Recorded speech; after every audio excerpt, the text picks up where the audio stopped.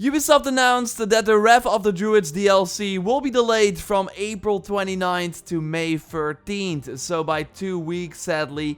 We do have a really small bit of footage teasing the DLC, but overall I want to go over what this DLC means, and I also want to insert some things from my recent interview about how the overall post-launch of Valhalla was impacted by COVID and if everything is still like going as planned. Oh, and we have some good news as well, because that community challenge was completed. So if you helped out, thanks a lot, and if you did not, then you still have time to win one Orlo game to claim 10 extra opal. It got less than 24 hours to do it. So totally worth it for if you haven't done that yet. Either way, a ton to go over. A like on the video would of course really help me out. And let's go. First up, a quick reminder of my weekly Helix credit pack giveaway for 2,300 credits. You can of course enter via the link in the pinned comment, like I started a new one. And these giveaways are only for subscribers of the channel, so good luck. Yeah, Ubisoft posted this tweet talking about how they want to deliver a more refined experience, so that is why the Wrath of the Druids DLC will now release on May 13th.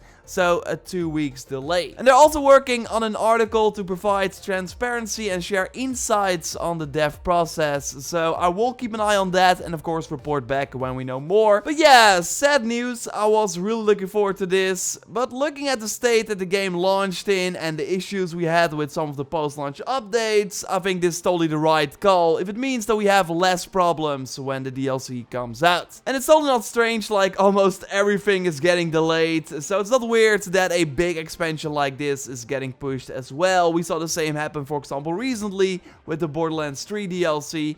I did hope that they would give us more to chew on though with this announcement, like maybe a teaser trailer to make the wait a little easier. Now all we get is this very short bit of footage from Ireland. It looks pretty dope, but I really hoped they would reveal a bit more. Eivor is wearing a completely new armor set though, looking at the shoulder pad there, so they are teasing new gear, but there's not much else. We did learn about the time period of the DLC by the way, and also have some other leaks that indicate what sort of systems we can expect. I already went over that in a very recent video, and I will link to it at the end of this one. Right now I want to go to Jose, the post-launch producer on Valhalla, because I also asked him how the current state of the world, like COVID, how is it impacting the overall post-launch for the game, and this is what he said. Well, I mean, as you know, these are quite extraordinary circumstances globally, not just for us, but for everyone.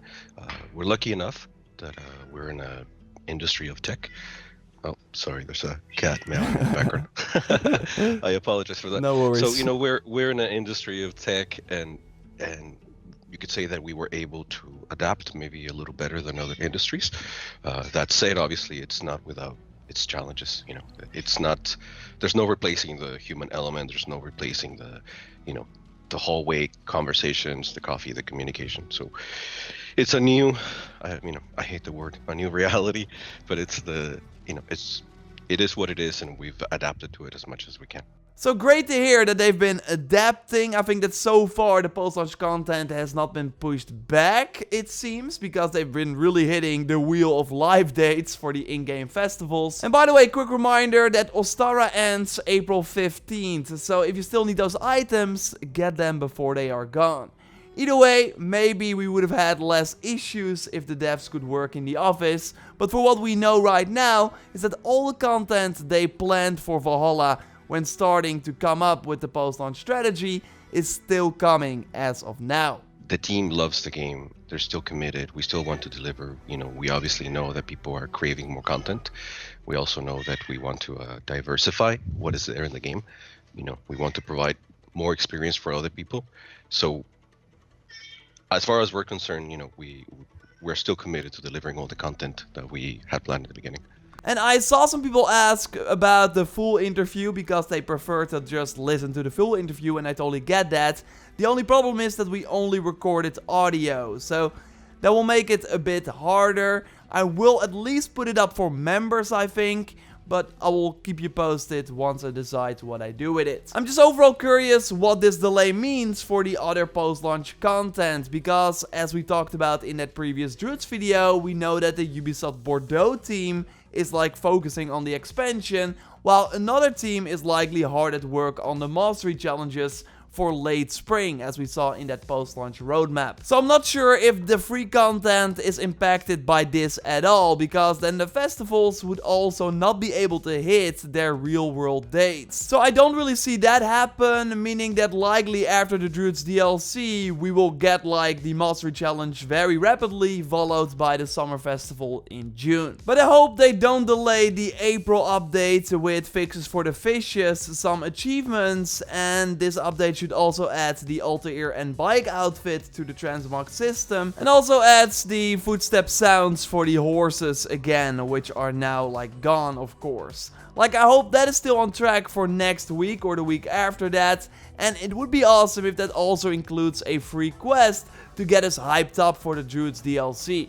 It's something we saw for the previous AC games, and it's just something that Ubisoft likes to do for their games in general, so fingers crossed. I also wanted to give you a brief update on that Hulu Folk chest that is of course now at Reda. The smoke was removed, like this is what it looked like before the recent update, and now after the update there is no smoke. But it's me, Ichiban, actually in the comments noted that the dagger from the Hulu Folk set still has the smoke effect, so that's at least nice. And then I also saw that some people actually did like the smoke for the armor set, so I thought like, why not give both versions to Gunner, so you as the player can select the smoke or not. I think that would be a win-win. I also got reached out by Allfather on Twitter, who shared a concept of dyeing options for different armors. We now of course have weird and like glitchy ways to change the color of some gear, and I thought this concept would be awesome for Valhalla, where you could go to a dye station in the settlement and then select the color for your favorite armor you want. And again, if this costs silver, I totally get it. While with the transmog, I want them to reduce the prices like drastically or remove the price altogether. So yeah, I really hope to share like more exciting stuff about the Druids DLC, some actual new gameplay or screenshots, but all we have is this small bit of footage and a delay sadly. But I'll of course keep you up to date here once we know more. And I still got some other interesting Valhalla videos coming your way, so totally subscribe to miss nothing. A like on the video would of course really help me out. And totally check out that previous video on some Druids DLC info actually from Ubisoft as well. You can watch it by clicking on the screen, or I will link to it at the end of our photo mode showcase. You can of course send in your shots via the JorRaptor hashtag on Twitter, or via my dedicated pictures channel on the Discord, and you can join the Discord via the link in the pinned comment. Once you are there, make sure that you accept the rules, and then you are able to post. Okay, Joyce, come in, the photo mode expert here on the channel. You of course looked at all the community pictures and selected 3 shots, so which one did you pick this time? What's up, everyone? First up is Tony C's 95 over on Discord, who's in a fight with a bear while covered in poisonous clouds. Probably did that himself, actually. it actually gives this really cool effect where the light of the moon is letting the air glow. Also, with the way they are both posed, it makes a really great action shot. Next up is Atlas V, who captured the magical effect of a frost giant's axe while using it in battle. It looks surprisingly colorful and shiny, and hopefully Skady's blade will have a similar effect like this. Don't get your hopes up, but at this point I just want the axe, but yeah. Maybe Mastery Challenges is where we get it, but we will have to wait and see. Yes. And finally we've got Nistel with a very pretty ambient shot of the settlement in a Star Festival style, because of course with the festival ending, I thought this would be a nice way to show the decorations one more time in the pretty environment with all the added fireflies and also that little dog like peeking in the left corner. And as Red, I would say, so long. Yep. RIP. The festival will be over, of course, April 15th, as already said. So get the items before it's too late. Of course, subscribe for way more Valhalla content and check out our previous video on more Druids DLC info. For now, we will speak to you next time, and goodbye. Goodbye.